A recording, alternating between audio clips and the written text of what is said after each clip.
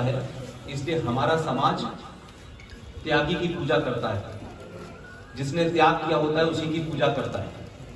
इसलिए भारत भूमि सनातन में कर्म प्रधान समाज है, ये जाति प्रधान समाज नहीं है।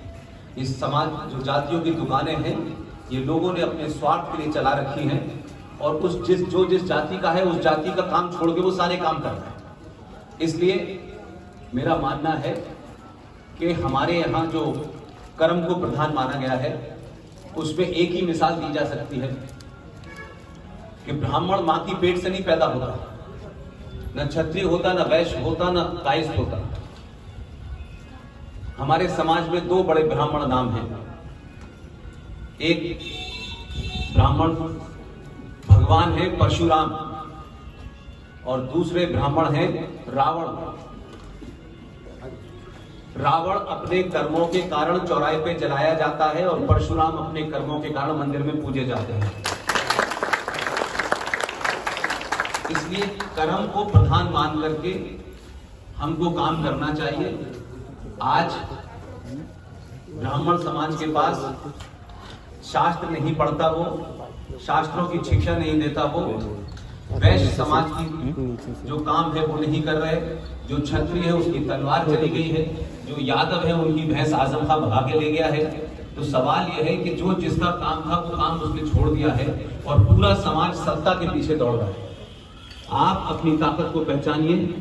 जिस देश में 90 करोड़ सनातनी हिंदू हो, वो सनातनी हिंदू इस सरकार और उस सरकार के पीछे भाग रहे हैं। इससे लगता है कि 90 करोड़ सनातनियों को अपनी सामूहिक ताकत का अंदाजा नहीं हुआ है और इस समाज में, राजनीति में अगर चोले पहना के लोग आए हैं और वो आपको अपनी शक्ति का बोध नहीं करने देते। आपको 900 साल के बाद पहली बार बोध हुआ है कि आप ब्राह्मण, ठाकुर, बनिया, वैश्य, शूद्र, यादव, कायस्थ नहीं थे। इसलिए आपने 2014 में पहली बार सनातनी हिंदू होकर वोट दिया। इसलिए सरकार बदली और सरकार बदली तो सरकार से जो आपकी सरकार का जो काम है वो सरकार करेगी। लेकिन एक कायर और डरपोक और लालची समाज सब कुछ चाहता है कि सरकार से हो। इसलिए सरकार उससे बंधी हुई है। कहीं संविधान है, कहीं जुडिशरी है, कहीं पुलिस है, कहीं सेना है। ये सब किसी न किसी नियम से बंधे हुए हैं। इसलिए देश और राष्ट्र में जमीन आसमान का फर्क होता है। आपने सरकार देश चलाने के लिए चुनी है, राष्ट्र चलाने के लिए नहीं चुनी है। राष्ट्र परमानेंट होता है, सरकार आनी जानी होती है। इसलिए राष्ट्र अगर कोई चलाता है तो वो शंकराचार्य चलाता है। इसलिए राष्ट्र जो चलता है वो मेरी आस्थाओं से, परंपराओं से, सरोकारों से चलता है।